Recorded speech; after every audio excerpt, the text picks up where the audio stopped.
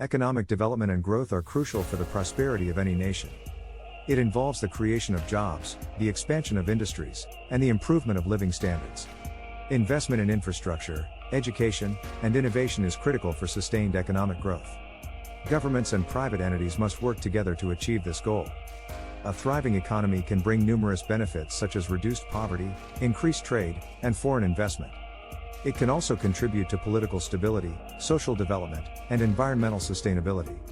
However, economic growth must be balanced with the preservation of natural resources and the protection of human rights. Economic development and growth can be achieved through policies that encourage entrepreneurship, innovation, and market competition. Creating an enabling environment for businesses to thrive is critical.